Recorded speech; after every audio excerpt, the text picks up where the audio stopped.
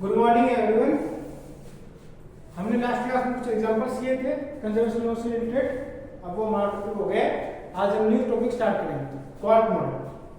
Quark क्या होता है कि हमारा कोई भी एलिमेंट्री पार्टिकल है, जैसे प्रोटॉन, न्यूट्रॉन, सिग्मा प्लस, पायोन्स, कायोन्स, ये सभी पार्टिकल क्या है, ये भी किसी और इससे भी जो छोटे पार्टिकल है उनसे मिलकर बने होते हैं। ये किसने बोला था? 1964 में गेलमान ने जो ये बोला था कि हमारे जो पार्टिकल्स है हेड्रोन्स, वो भी क्या है, और छोटे फंडामेंटल पार्टिकल्स से मिलकर बने हुए होते हैं। इन पार्टिकल्स को हमने क्या नाम दिया? क्वार्क। ठीक है।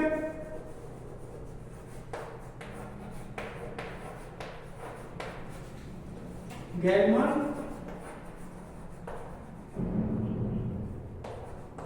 एंड ज़्विन in 1964 क्या बोला कि हमारे जो हेड्रोन्स है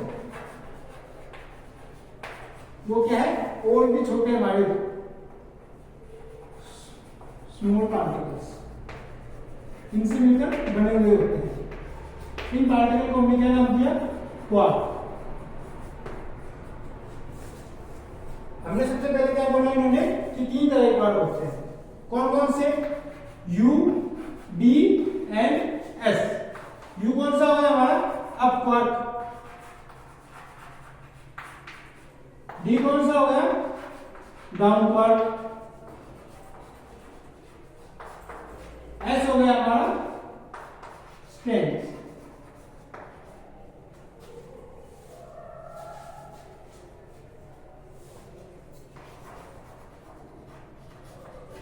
अब ये सभी क्वार्क क्या हो सकते हैं? इनके एंटी क्वार्क भी हो सकते हैं। एंटी क्वार्क कौन कौन से हो गए? U bar, D bar and S बार। तो ये क्या हो गया? एंटी अप हो गया, ये एंटी डाउन हो गया, ये एंटी स्ट्रेंथ हो गया। ठीक है। अब ये क्या है?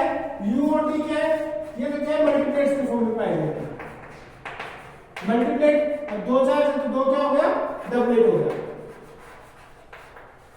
सेम S है, ये सिंगलेट के फॉर्म में पाया जाएगा। अब यहां पे हमारे पास क्या है? U और D है, ये दोनों क्या है? डबलेट है। इसका मतलब क्या होगा? यहाँ पे m की वैल्यू क्या होगी? 2। तो इससे हम i3 की वैल्यू निकालेंगे, इससे हम i की वैल्यू निकालेंगे। i की वैल्यू क्या आ रही है? m-1/2। तो m की वैल्यू क्या है? 2 -1/2, क्या आ गया? 1/2। यहां से हम i3 की वैल्यू निकालेंगे। i3 की वैल्यू क्या आ जाएगी? -½ एंड +½ तो जो हमारा क्वार्क होता है उसके लिए हम असाइन करते हैं +½ और जो डाउन क्वार्क होता है उसके लिए हम असाइन करते हैं -½ ठीक है। इस तरह से हम i की वैल्यू क्या आ जाएगी यहाँ पे? ½ एंड -½ सेम स्ट्रेंथ क्वार्क के लिए i की वैल्यू क्या हो जाएगी? i की वैल्यू होगी 0, क्योंकि यहाँ पे सिंगलेट है, यहाँ पे कोई भी मल्टीप्लिसिटी नहीं है, तो इसके लिए m की वैल्यू 0 हो जाएगी। m की वैल्यू यहाँ पे 1 हो जाएगी। 1 - 1 क्या हो जाएगा? 0/2। तो यहाँ पे i की वैल्यू क्या आ जाएगी? 0। तो इसकी जो हर कंपोनेंट ऑफ i3 है वो भी क्या आ जाएगा? 0। ठीक है। अब एंटी क्वार्क्स के लिए देखते हैं। एंटी क्वार्क्स के लिए क्या होता है हमारे पास? जो i की वैल्यू है वो तो सेम रहती है और i3 क्या हो जाता है? अपोजिट हो जाता है साइन उसका। जैसे अप क्वार्क के लिए हमारे पास i की वैल्यू तो वही आएगी, ½ बट इसके लिए i3 की वैल्यू क्या हो जाएगी? -½ सेम d के लिए क्या होगा? i की वैल्यू ½ रहेगी, i3 की वैल्यू क्या हो जाएगी? +½ s के लिए क्या हो जाएगा? i की वैल्यू 0 और i3 की वैल्यू भी 0 हो जाएगी। ओके, ये तो हो गए हमारे क्वार्क्स। अब इनके हम देखते हैं अदर प्रॉपर्टीज। अदर प्रॉपर्टीज जैसे U है, U के लिए हमारा क्वार्क हो गया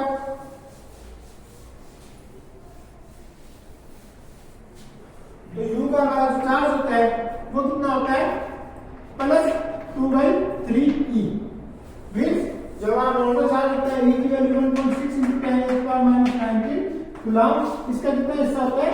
2/3 पार्ट होता है, वो क्या होता है? U। ऐसे ही D की क्या होती है? +1/3e। सेम S के लिए क्या होता है? +1/3e। ये हमारा हो गया चार्ज U, D और S का। नेक्स्ट हमारा होता है वैल्यू एलिमेंट। वैल्यू नंबर क्या होता है सभी के लिए 1/3 होता है। हो गया, हमने आई सिस्टम कर लिया, वैल्यू नंबर हो गया और चार्ज हो गया। नेक्स्ट हम एंटीबास के लिए देखते हैं। एंटीबास जैसे U bar, D bar and S bar. तो यू बार के लिए चार्ज कितनी हो जाएगी, अपोजिट हो जाएगी। यहाँ पे कितना था जैसे 2/3, तो यहाँ पे -2/3।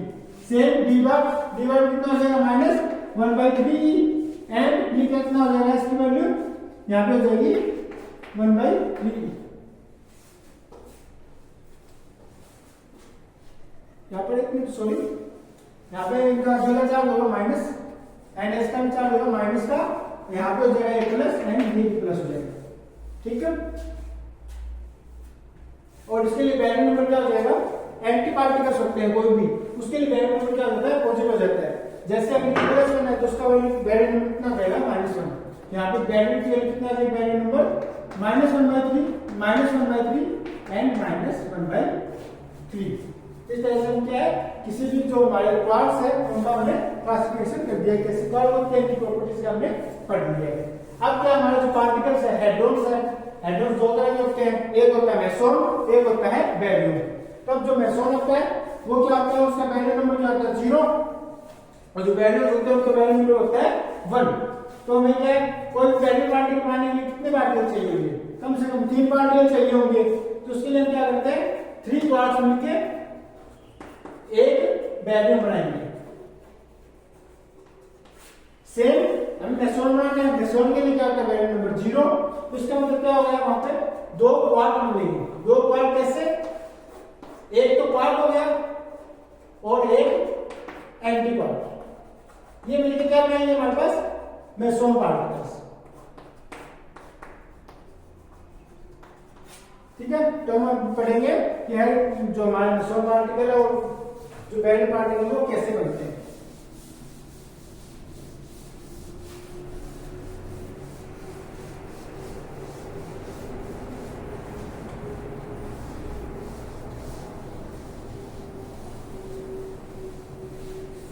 अभी हमारे सबसे पहले मेसोन पार्टिकल्स पढ़ेंगे।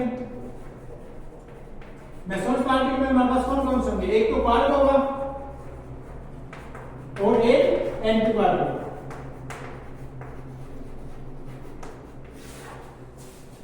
सबसे पहले हमारे पास पार्टिकल कौन कौन से होते हैं, पाई प्लस, पाई नोट, पाई माइनस, के प्लस, के नोट बार, के माइनस एंड ईटा। ये हमारे होते हैं मेसोन्स, नॉर्मली हम ये पढ़ते हैं। ठीक है, अब सबसे पहले हमारा कौन सा पार्टिकल हो गया, पाई प्लस। पाई प्लस बनाने के लिए हमें क्या चाहिए, इसकी प्रॉपर्टीज क्या देखते हैं। सबसे पहले क्या होती है, क्यू कितना होता है इसका +1, वैल्यू नंबर 0, आई की वैल्यू 1 और आई की वैल्यू कितनी होगी हमारे पास +1।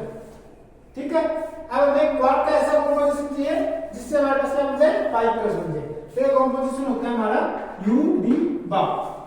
कैसे देखते हैं, तो इसको कर देंगे यू प्लस डी बार। तो यू होता है इसका चार्ज कितना होता है हमारे पास 2/3, ये बनी होता है। तो डी बार क्या हो गया, डी बार का चार्ज कितना था हमारा 1/3, बिकॉज डी का चार्ज था हमारा -1/3। तो हमारा डी बार का चार्ज कितना हो गया, प्लस का 1/3 का। ठीक है, तो हमारा चार्ज हो गया। तो टोटल चार्ज कितना हुआ यहाँ पे 2/3 प्लस 1/3 कितना हो जाएगा 1। एक कितना होगा हमारा प्लस का 1, और ये मिलना चाहिए पाई प्लस के लिए चार्ज चाहिए। तो हम क्या कह सकते हैं, यहाँ पे चार्ज तो सेटिस्फाइड हो रहा है। नेक्स्ट वैल्यू नंबर चेक करते हैं, यू क्या है हमारा क्वार्क का कितना होता है 1/3, और डी बार क्या है हमारा एंटी क्वार्क का कितना होता है -1/3। तो टोटल कितना हो गया हमारा 0, और हमें वैल्यू नंबर चाहिए कितना 0। नेक्स्ट आई यहाँ पे यू के लिए कितना होता है +1, सेम डी बार के लिए कितना होता है +1, बिकॉज डी के लिए तो होता है हमारा -1 और डी बार के लिए हो जाएगा हमारा +1, क्योंकि यहाँ पे क्या है एंटी क्वार्क है। ऐसे हमारे पास I3 वैल्यू +1 एंड +1, ये कितना हो गया 1 और ये भी हो गया 1। तो हमारे से क्या है क्यू बी और आई की वैल्यू हमारी सेटिस्फाई होगी है। इसका मतलब हम क्या कह सकते हैं कि पाई प्लस पार्टिकल है वो यू और डी बार पार्टिकल का कंपोजिशन है। मींस हमारा पाई प्लस बना हुआ है यू डी बार क्वार्क से। ठीक है, नेक्स्ट पाई नोट, पहले पाई माइनस देख लेते हैं। पाई माइनस किससे बना होता है?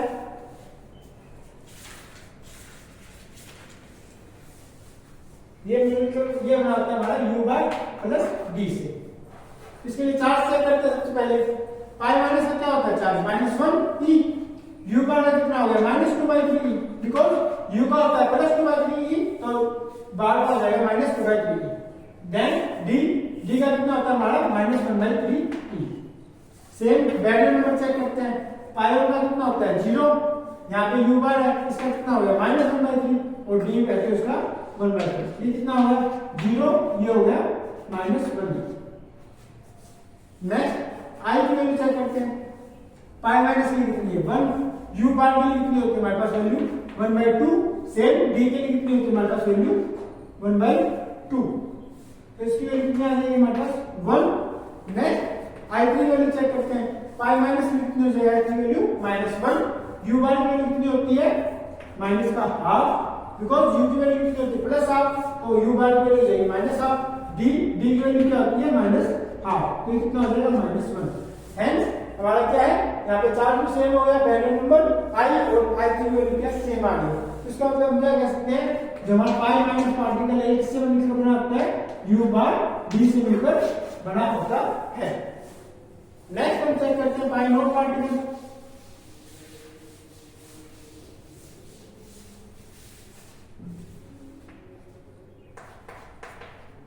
पाई नोट पार्टिकल क्या है? दो तरह से बन सकता है।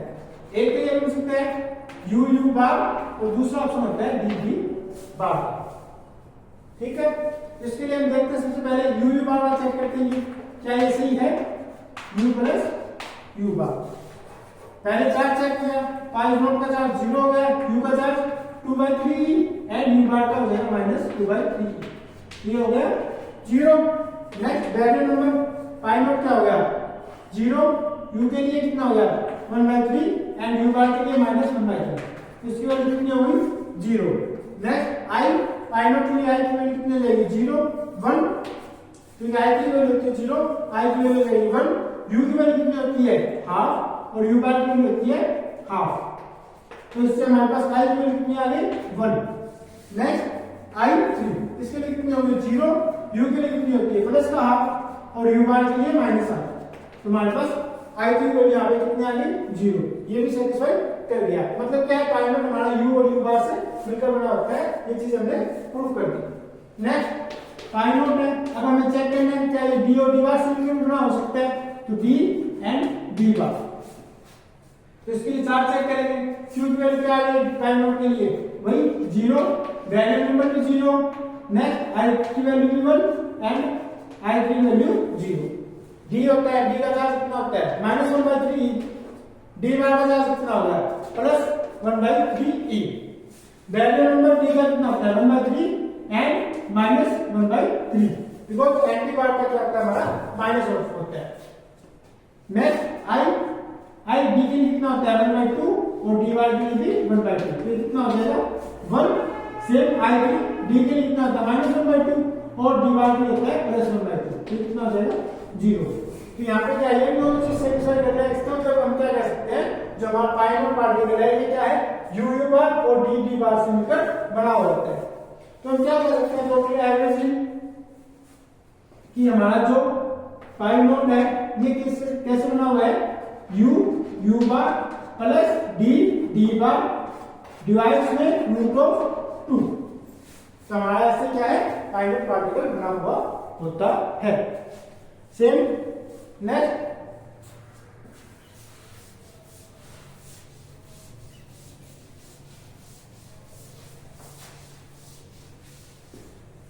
जैसे हमने यहाँ पे pi plus pi note pi minus calculation किया है, ऐसे हम क्या कर सकते हैं? के प्लस के नोट बार के माइनस एन इत्यादि कैलकुलेशन कर सकते हैं। और कैलकुलेशन से हम क्या निकालते हैं कि जो हमारा इंटर नोट पार्टिकल है ये किन से मिलकर बना होता है? यू डी बार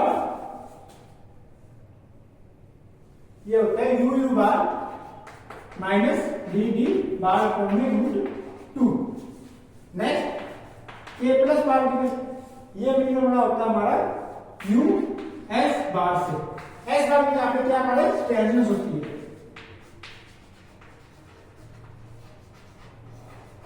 बिकॉज क्या काइनेस हमारे क्या है स्ट्रेंथ पार्टिकल है, तो इसके लिए हमारे पास क्या होनी चाहिए स्ट्रेंथनेस होनी चाहिए, मींस एस पर होना चाहिए। तो हमारे पास जो स्ट्रेंथनेस होती है एस के लिए कितनी होती है +1 और एस बार हो जाएगा तो उसकी कितनी हो जाएगी हमारे पास -1। और जो हमारे यू डी पार्टिकल है इनके लिए कितनी होती है हमारे पास स्ट्रेंथनेस 0 होती है। एस पार्टिकल +1 एस बार के लिए -1 उस चीज का हम यहाँ पे यूज कर रहे हैं। तो इससे क्या है हमें यहाँ पे कार्बन है, कार्बन की स्ट्रेंथनेस कितनी हो रही है हमारे पास -1 है, तो हमें वो चीज लाने के लिए क्या करेंगे एस बार का यूज लेंगे। ठीक है। नेक्स्ट के नोट मीटर बना हुआ होता है हमारा डी एस बार से। उसके बाद में के नोट बार ये बना हुआ होता है हमारा एस डी बार और नेक्स्ट हमारा है के माइनस, ये बना हुआ होता है हमारा एस यू बार से। ठीक है। तो इस प्रकार हमारे पास क्या है सभी मेजरमेंट्स का हमने क्या किया कि कौन कौन से बार से मिलकर बना हुआ होता है। ठीक है। आज के लिए इतना ही।